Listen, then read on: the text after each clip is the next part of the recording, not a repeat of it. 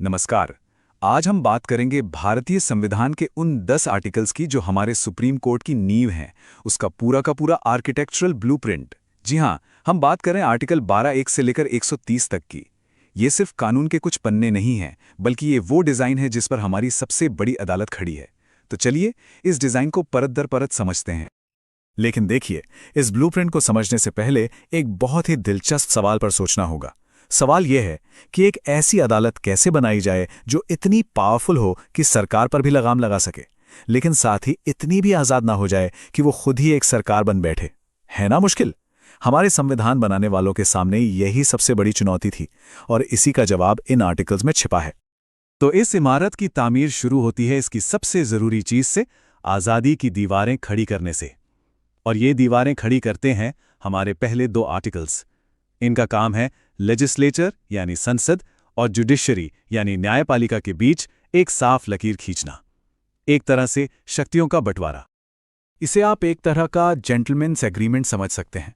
Article 121 कहता है कि पार्लियामेंट किसी भी जज के कंडक्ट पर, उनके काम करने के तरीके पर कोई बहस नहीं कर सकती।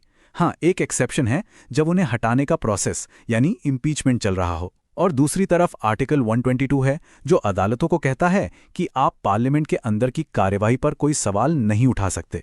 तो ये एक बैलेंस है ना? लोकतंत्र के ये दोनों मजबूत पिलर अपनी अपनी जगह पर खड़े रहते हैं, बिना एक दूसरे के काम में टांग अड़ाए।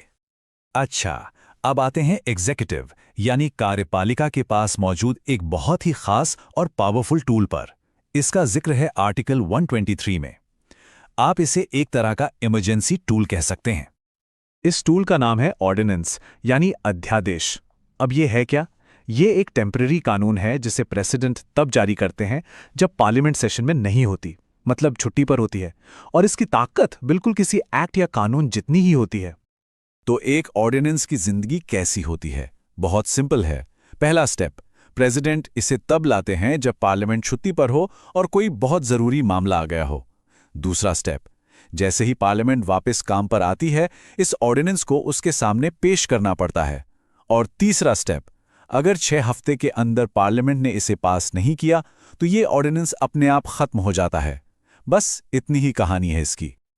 चलिए, दीवारों के बाद अब बारी है इस इमारत की नींव रखने की, और ये सबसे अहम हिस्सा है, सुप्रीम कोर्ट की असली बुनियाद। ये काम करते हैं आर्टिकल 124 और 125, जो सीधे सीधे कोर्ट को एस्टैब्लिश करते हैं।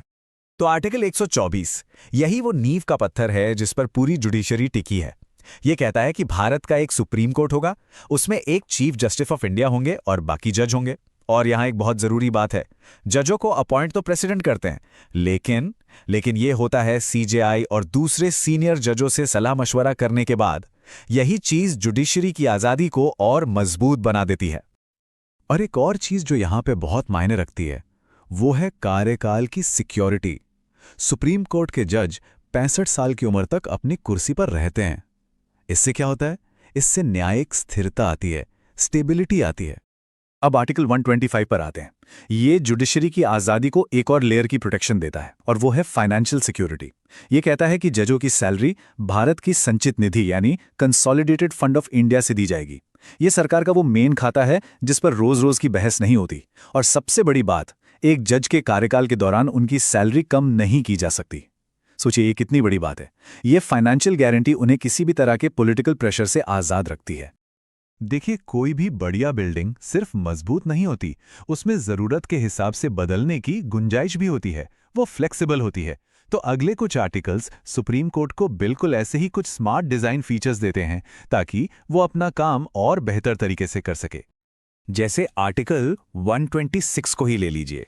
ये एक तरह का बैकअप प्लान है। मान लीजिए अगर चीफ जस्टिस की कुर्सी खाली है या वो किसी वजह से काम पर नहीं है, तो प्रेसिडेंट एक एक्टिंग चीफ जस्टिस को अपॉइंट कर सकते हैं।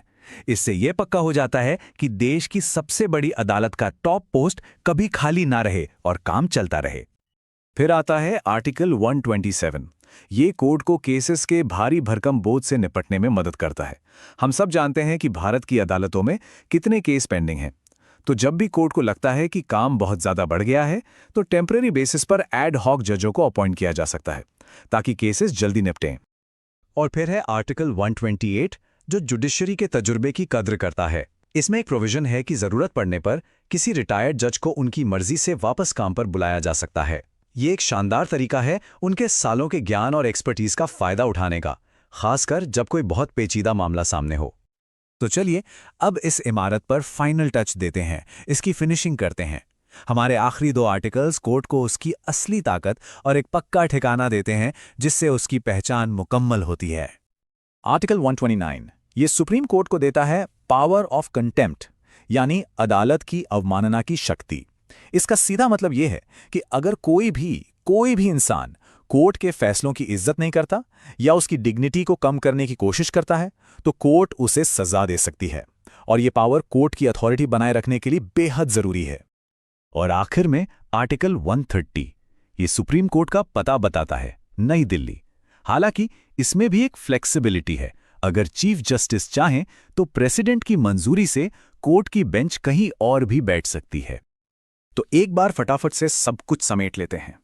इन 10 आर्टिकल्स ने मिलकर एक मजबूत और आज़ाद जुडिशरी का पूरा ढांचा तैयार किया है। याद है, 121 और 122 ने आज़ादी की दीवारें बनाई, 123 ने एग्जीक्यूटिव को एक इमरजेंसी टूल दिया, 124 और 125 ने कोर्ट की मजबूत नींव रखी, 126 से 128 तक ने इसे ज़रूरत के हिसाब से काम करने की फ्लेक्सिबिलिटी दी, और आखिर में 129 और 130 ने इसे अपनी अथॉरिटी और एक पक्का घर दिया, पूरा का पूरा आर्किटेक्चरल प्लान। ये ब्लूप्रिंट, ये पूरा डिज़ाइन 70 साल से भी पहले बनाया गया था।